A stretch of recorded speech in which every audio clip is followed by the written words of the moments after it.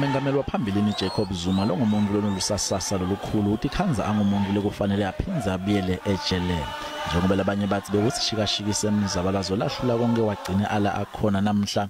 Zuma uphinze abukwe njengasopolitiki lo nenkhohlakalo aphinze abe ngulomunye lowenda ukuthi kube nekubanjwa kwembuso ngabhongwane kuleli live ngekusho kwalabanye. Waboshwa waphinze wahlukunyezwa nguhulumende olubandlululo ngesikhathi alwela inkhululeko yale live. Zuma uthi ukile waboshwa futhi akasabi nakancane.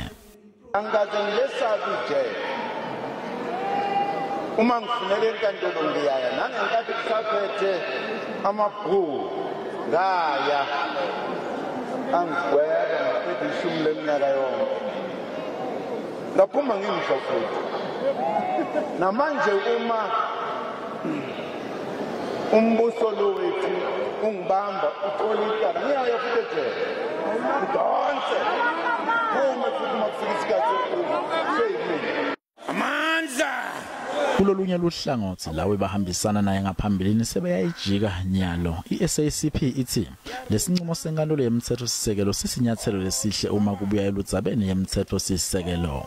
We want to say that's a very good day for South Africa that the courts without fear or favor have come to this particular conclusion. Lona bayakhulumela Zuma ngaphambilini abuye abe ngumkantshubovu we-ANC Maharaj uthi lesigwebo lesi sisicalo ekulweni nenkhohlakalo nekucinisekisa ukuthi kude longetulu kwemtsetfo. This is a watershed moment in the construction of our democracy. Our democracy has been coming under attack. All three arms of our state have been coming under attack by elements who have been involved in corruption.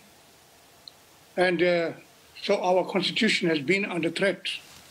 Umhlati wetepolitiki oPrimashiki uthi kumele kusolwe iANC njengoba kusolo kungihole beyimivikela lokuholele ekutheni kucikeleke phansi umtsetfosisekelo wale live. The less said about the ANC, the better. Because the ANC is complicit in the generation of circumstances and forces that have brought us to this point. Balandzeli baZuma bafika ngebuningi enkandla kude bayokhomba kumesekela ubekelwe emalanga lesihlanu ukuthi atimikise emaphoyiseni. Emalunga emndeni waphambilini Jacob Zuma sekavulise intukuthelo kulandzela isincumo senkantolo yemtsetfosisekelo lesithi Zuma kumele abhadla ejele tinyanga letilishumi nesihlanu. Kukhulunywa ngaphandle enkandla umnakabo nentuzana yakhe bathi banesiqinisekiso sokuthi Zuma angeke atinikele emaphoyiseni. Bobabili bathi kude la kwendile Zuma ukuthi angayobhadla ejele. Mengameli waphambilini Jacob Zuma solo akekho emntini wakhe kusukela inkantolo yemtsetfosisekelo ikhiphe isigwebo sakhe. Kepha ngaphandle ekhaya lakhe bomkantshubovu bemalunga emkhonto wesizwe Solomane bagadzile ngaphandle. Emalunga emndeni waZuma athukuthele aganelo nwabu asola kakhulu lenkantolo yomtsetfosisekelo ngekuhlukubeda emalungelo akhe.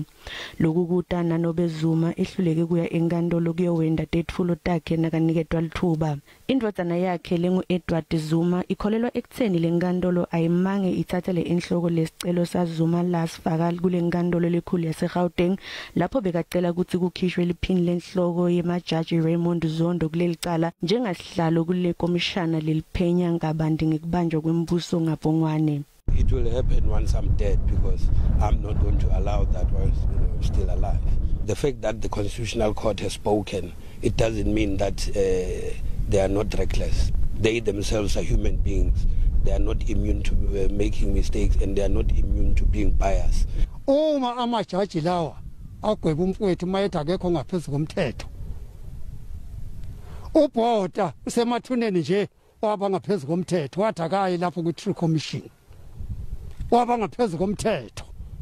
Ubhoda ngaphambi ukuthi babaphe umfowethu bahamba bavusa ubhoda lapha emathuneni waba ngaphezu komthetho. Umndeni waZuma kanye nebameli bakhe basabukisisa lesincumo ngembikwe ukuthi kuthathwe isinyathelo. Zuma uniketwe emalanga lasihlanu ukuthi atinikele emaphoyiseni.